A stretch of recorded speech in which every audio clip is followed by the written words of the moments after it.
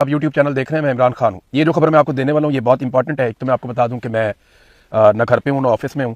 मैं ट्रैवल कर रहा हूँ और किसी ऐसी जगह पे हूँ जहाँ थोड़ी सी ठंड भी ज़्यादा है और आउटडोर में हूँ। लेकिन तमाम तफसीलात मैंने इकट्ठी की। एक तो बहुत तहलका खेज़ खबर है और पहले तो मुझे यकीन नहीं आया, फिर मैंने सोर्सेज से कन्फर्म किया तो पता चला कि पाकिस्तान में एक बड़ी एक्टिविटी हो रही है।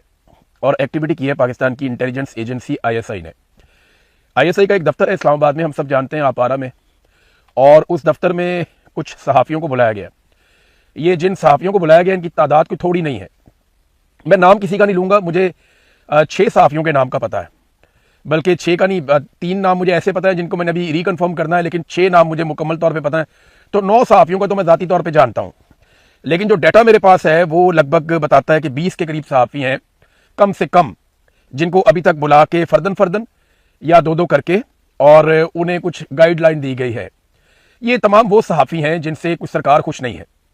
ये वो सहाफ़ी हैं जिनसे पाकिस्तान की मिलिट्री एस्टेब्लिशमेंट अपनी मर्जी का बयानिया बनवाने में मुकम्मल तौर पे कामयाब नहीं हुई।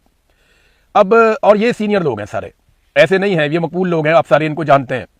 तो इन लोगों को बुलवाया गया और ISI ऑफिसर्स ने इनसे मुलाकातें की हैं और इनको कुछ को धमकाया गया, कुछ को प्यार से समझाया गया और कुछ को दीगर तरीके भी बहुत सारे होते हैं इनके पास। तो जैसे जैसे कोई काबू आया, कोशिश की गई कि इन सहाफ़ियों को कुछ चीज़ों पे कायल किया जाए या कम से कम वार्न किया जाए, और एक वार्निंग देकर ने छोड़ा गया तमाम सहाफ़ियों को।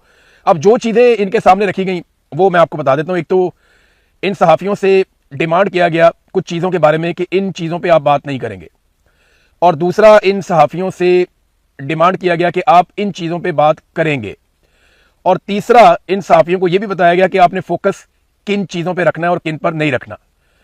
फिर आपको पता है किस तरीके से धमकाया जाता है। तो सबसे पहली जो चीज़ मुझे कंफर्म हुई वो दहशतगर्दी का मामला है। गुज़िश्ता एक हफ्ते में दहशतगर्दी के वाक़यात में दर्जनों अफराद पाकिस्तान में शहीद हो गए। लगातार दहशतगर्दी के वाक़यात बढ़ते जा रहे हैं और सबसे आसान तरीका यह है कि अफगानिस्तान पर डाल दो, इंडिया पर डाल दो और अपने आप को बेगुनाह कर दो। लेकिन जब भी दहशतगर्दी का एक वाक़या होता है तो वो इंटेलिजेंस का एक बहुत बड़ा फेलियर होता है, और इंटेलिजेंस एजेंसियां अपना फेलियर छुपाने के लिए अब सहाफ़ियों के ऊपर दबाव डाल रही हैं कि आपने बिल्कुल दहशतगर्दी के मामला को खुद से नहीं उठाना, बल्कि आपने जो हम बात करेंगे वो बात आपने करनी है।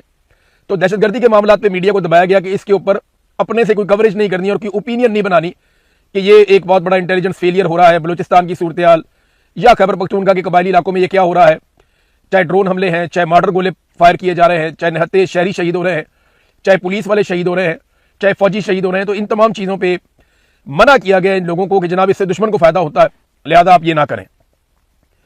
दूसरा मना किया गया कि इकोनॉमी के हवाले से अब आप लोगों ने बातचीत नहीं करनी, यानी तकाबली जायजा आप नहीं लेंगे इमरान खान के दौर का मौजूदा दौर हुकूमत से। असल में प्रॉब्लम यह नहीं है कि इकोनॉमी बहुत बुरी तरह बर्बाद हो गई।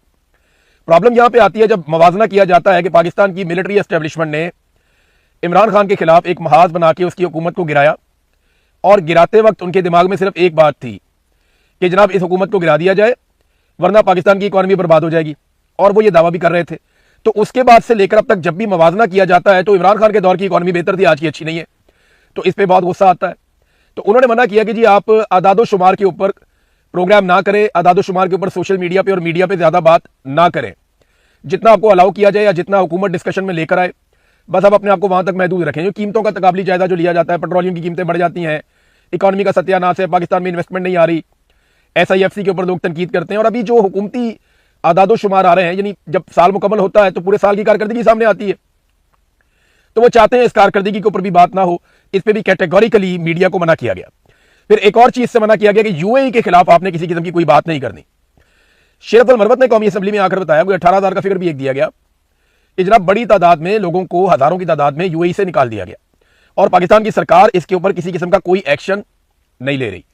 अब बजाय इसके कि हुकूमत इसके ऊपर कोई एक्शन ले, हुकूमत पाकिस्तान के मीडिया को अब मना कर रही है कि आप UAE के हवाले से किसी किस्म की कोई बात नहीं करेंगे, क्योंकि ये बहुत बड़ा पाकिस्तान का इंटेलिजेंस फेलियर है। और जिस तरह नरेंद्र मोदी को UAE के अंदर प्रोटोकॉल मिला, ये जनरल आसिम मुनीर और शहबाज शरीफ के लिए बहुत परेशानी का बायस होना चाहिए, क्योंकि यहाँ पे एक मुसल्लस बन गई है, एक ममालिक का एक इत्तेहाद बन गया है जो पाकिस्तान को सूट नहीं करता। उसमें अमारात है, इंडिया है और इसराइल है। तो ये 3 ममालिक का एक अलायंस ऐसा लगता है कि वो बहुत तेजी से आगे बढ़ रहा है, उनके ताल्लुकात बहुत अच्छे जा रहे हैं।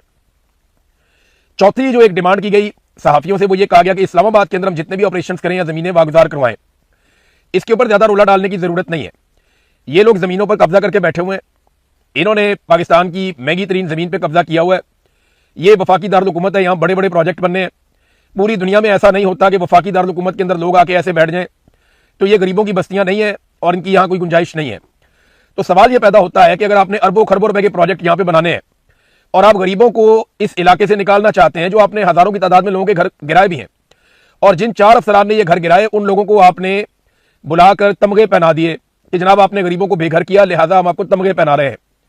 तमगे तो इन्हें लगेंगे जब अल्लाह रब्बुल इज्जत इनसे सवाल करेंगे। अब बात यह है कि गरीबों के घर गिरा दिए और उसके ऊपर उन्होंने तमगे भी दे दिए, और अब ये कह रहे हैं कि उसके ऊपर कोई कवरेज ना करे, कोई उस पर बात ही ना करे। हम जोन सी मर्जी बिल्डिंग खाली करवाएं, जोन सा मर्जी घर खाली करवाएं, जिसको मर्जी गिराएं, जितनी मर्जी हम जमीन वागुजार करवाएं, ये बहुत कीमती जमीन है। तो सवाल ये पैदा होता है कि अगर ये अरबों खरबों रुपए की जमीन है और आप बहुत बड़े प्रोजेक्ट बनाना चाहते हैं, तो थोड़े से पैसे, जो उसका 10% भी नहीं होगा, उन पैसों